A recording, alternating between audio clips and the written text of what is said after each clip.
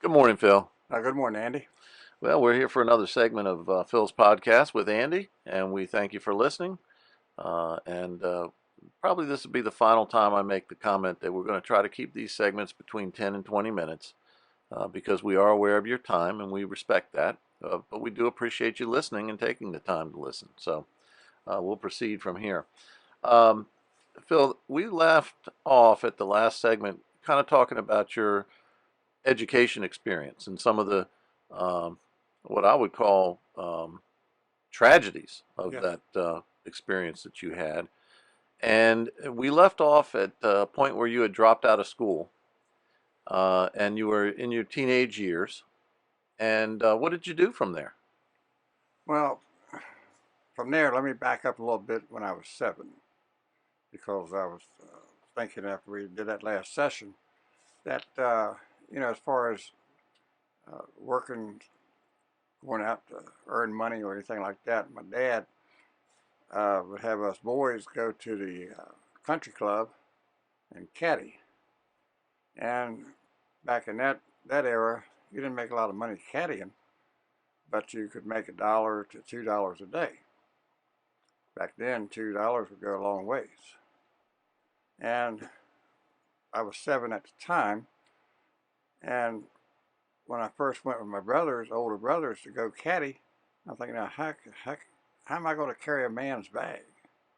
I can't carry a big, heavy bag like that, but I figured out I could carry a woman's bag. I could drag it. So I caddied for the ladies and uh, dragged that golf bag around 18 holes, and I would make $1.50, $2 a day. And as time went on, but let me back up a little bit. If we went to the golf course and didn't bring any money home to our father, we'd get a beating. All right. So we knew that we darn sure better bring money home. So we'd go caddy, and it might have been drizzling rain or something like that, and nobody's going to come and play golf. So as time went on, we had this one area where there's a railroad tracks. We would hide 50-cent pieces on the rocks. We called that a rainy day money, because like I stated earlier, if we didn't bring some money home to him, we would get tore up. And then as I got, I guess 8 and a half, I could carry a man's bag. So I did that in the summer. And if didn't have anybody, if I couldn't have somebody caddy for, I'd go wade the creek and get these golf balls and clean them up, sell them back to the golfers. So that was another way of making sure I had money to take home to our father. But once Mom got him out, then I didn't have to worry about going back to that golf course. So, just to be clear, during that time, you were a 7 and 8 year old little boy, and you were told to go to the golf course and carry these heavy bags because a caddy is somebody who carries bags for the golfers around to 18 holes, That's correct. which is a total of about a 5 mile walk. That's right. 7 and 8 year old child carrying a heavy bag. How much do they weigh? I'm not sure the weight, but I'd say 30 pounds, maybe more, Yeah, depending on the type of golf bag they had. for 5 miles Yes, to make a couple of dollars yes, to bring home for your father, yes, none of which for you. correct. And occasionally you might get a little bit of a tip more that you would keep under those rocks by the railroad tracks you talked about. Yes. Okay. And during that period of time, if we made more than the $2 or whatever, then they had a restaurant cafeteria for the people that were members of the golf club.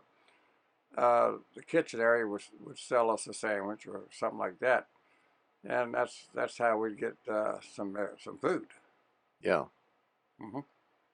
So yeah, and with that being said, moving on, when I was around 14, 15, I would be with Mom, and I always felt like I was, excuse me, I was a burden by being with her, because uh, you know, she had limited income. I felt, you know, when I was working, that instead of staying with her, I would go and live with one of my older sisters for a while, and I may be there for 3 or 4 months, have a job, summer jobs, whatever. I cut grass, worked at a gas station, pumping gas, and so on and so forth. And I moved around quite a bit from the time I was 15 to about 18, and that's when I moved to New York. My brother wanted me to come up here. Excuse me. When I turned 18, so I went up here on my 18th birthday.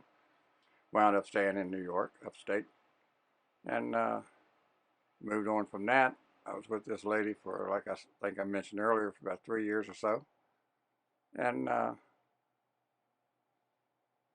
I would take trips to come down to see Mom and the rest of my siblings, and I would be there for maybe 3 days, 4 days, and then I'd go back to New York. I was working 2 jobs, sometimes 3, and I made just one particular trip down, and like I stated earlier, I think in my last segment, I was started drinking, and I made a trip down and was down, and my older sisters asked me, said, "Phil, would you take me over to my friend's house on this particular Saturday?" And I told her, "Sure, mind doing that." So I go over to this person's house, sitting there on the couch, and my sister and this lady just talking. I'm sitting there like a bump on a log. I don't have anything to talk about because I don't know her. And I happened to look up over that fireplace and I saw this picture of this girl. And I'm sitting there and I'm looking at that picture and I asked that lady, I said, "Who's that girl in that picture?" She said, "Oh, it's my daughter Pam." I said, "Oh." So when they got done, my sister got ready to leave, we left. Sunday morning, I go back to New York. All I could think about was that girl in that picture. So by Thursday of that week, I decided I was going to go get her. And Friday I came home, packed all my stuff, had my car packed. I kept a change of clothes so I could take a shower. I was going to leave there early Saturday morning. And my lady I was living with, she came home Friday evening, and I told her, I said, "Look, I'm out of here tomorrow." She just looked at me like, "Well, okay, yeah, you're right." So a few minutes went by, 15, 20 minutes, and I realized she didn't think I was serious. So I mentioned it again. I said, "I'm going to be out of here tomorrow." Well, she didn't believe that one either. So she kept uh, insisting I wasn't going nowhere, and finally she got up, went and looked and saw all my stuff was gone. Then she realized I was serious. She cried like a baby all night long. And it bothered me, yes, but something in my heart told me I had to go. So Saturday morning, sure enough, I got up at 4 o'clock, took a shower, and drove straight to that house where Pam lived. Knocked on the door at about 10:30, 11 o'clock in the morning. Been drizzling rain. And this young boy answered the door and he looked at me and he turned around and said, "Mommy, there's a man at the front door." She looked over and she said, "Oh, that's such and such brother. Let him in." I go in, I sit on the couch and small talk. And when I pulled into the driveway, I saw this Fiat convertible sitting in the driveway and the driver's door window was down. So I asked that lady, I said, "Whose car is that in the driveway?" "Oh, that's my daughter's car, Pam." I said, "Oh." I said, "Well, the window's down on it. And I know it's been raining." She said, "Yeah, Pam's having some sort of trouble with that window." I said, "Oh, okay." So I sat there a couple hours, and I knew this lady was trying to figure out why I'm hanging. Why I'm just small talk, really nothing to talk about, but so I waited. Well, unbeknownst to her, I was waiting on Pam. So Pam finally comes down those steps, had her hair up in curlers, bathrobe on, and she turned right around. When she saw me sitting on the couch, she turned right back around and went back up. Well, I sat right there on that couch for about another 2.5 hours. Sun's out, and finally she comes down. Her mother introduced her to me. She sits down, I start talking to her, and I mentioned that car, that window. She said, yeah, that window, it won't roll up. Well, at that time, I didn't know nothing about cars, but I looked at her and I said, I'll tell you what, I can fix that window for you. Let's go out and let me take a look at it. So we go out there, and I had her sitting on the rocker panel, and I'm talking to her, and I'm fiddling with that window, messing with the door and window handle on it. And I'm talking to her, and I said, would you like to go to the movies tonight? She said, yes. Hop up. I told her, I said, hop up. I'll call somebody, pay them, come out here and fix this window for you. So we started dating, and in less than 30 days, I asked her to marry me. And she said yes. Now, keep in mind, the car was for her to go to college. She was 18. I'm 22. And we started dating. Every time I'd go to her house, her stepfather would come out and get all up in my face and talk to me about she just turned 18, I'm 22, and she's going to college, and I'm this and I'm that. And this went on about every time I went over there. So after about 4 or 5 times of this stuff, I was aggravated. So finally I looked at him and I told him, I said, look, you keep messing with me, I'm going to marry your daughter, nobody's going to know it. Well, he kept messing with me, and we got married. I met her June 27th, 28th. We got married on September 16th, and they found out about it with a phone call. And then after they realized we were married, most people say, well, they're not going to last a year. But as time went on, we lasted for 43 and a half years. But during that period of time, prior to meeting Pam, I decided, because I wanted to go in the Marine Corps. Well, I actually wanted to go in the Air Force. And I went and took the test over in Baltimore. And my grades were so high, scores, they called them, that they called me in and talked me in going into the Marine Corps because of my scores. I got at 98, 99. So at that point in my life, I was interested in going to aviation. That's what the direction I wanted to go.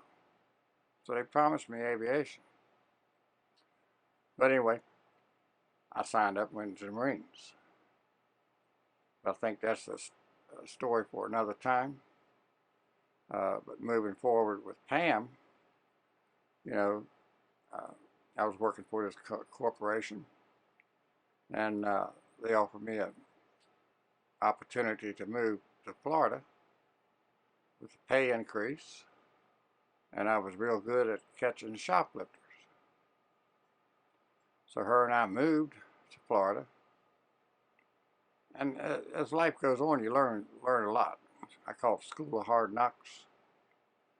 So at that time, shortly after I married Pam, I bought this new car. It was a Ford Pinto, small one. And we moved to Florida, relocated down there. And I get down there, and then before we moved, I thought, well, I need to notify the finance corporation that financed that car. and the price tag of the car was $2,800, and I'd put almost $1,500 down on it. So I only owed about 12. So I picked up the phone about a week or two before I was going to relocate, leave this area, notify them. They said, "Oh, yes, sir, Mr. Pierce, not a problem. Just let us know what the address is where you're going to be located down in Florida." "Yes, sir." Well, the night before we were getting ready to leave, loading, we're actually loading up. Pam comes out and says, "Honey, you got a phone call from someone from Ford." I go answer the phone, and the guy says, "Yeah, you Mr. Pierce?" "Yes, sir." He said, "Well, I'm so from Ford Motor Company, and I'm calling you to notify you to let you know you can't take that vehicle out of the state of Virginia." "Really?" "Yes, sir. We have the car's collateral, and it's collateralized in the state of Virginia." Well, I had no choice. And I told him, I said, "I don't have any choice. I'm leaving to go to Florida in the morning." And he said, "Well, Mr. Pierce, if you take that car out of the state of Virginia, we're going to get the car." Well, I relocated on down to Florida, and I was down there for 2 weeks. I was working 7 to 3 then. Car was sitting in the parking lot at 5 minutes to 3. And I went to do a check on the store, make my rounds. Come back, car was gone. So that left me walking. Here I am with Pam. And her child, she was pregnant with her first child. And I didn't know nobody down there. And I had to walk to and from work for about 3 weeks in order to get enough money to buy another car. I even tried to go get personal belongings out of my car, and I couldn't do that either. But that was one of my lessons through life. You try to do the right thing, which I thought was right, and then they just took the vehicle, left me walking, and I learned then it was all about the money. Because I put almost $1,500 down on it, owed about 12. If they can get the car back, they can resell it and make a good profit. Well, that's a situation that I know we've talked about before. And those two topics of your experience in the Marine Corps, and particularly the one dealing with the adversities associated with your move to Florida, will be the subject of further discussions in one of our future podcasts. Yes. We are at a point of breaking for the day, and we again appreciate the listeners who are listening and who have taken the time to um, hear what we have to say. So, unless you have anything further, Phil, I think this is it for today. I agree. Okay. Thank you for some of those insights. My pleasure.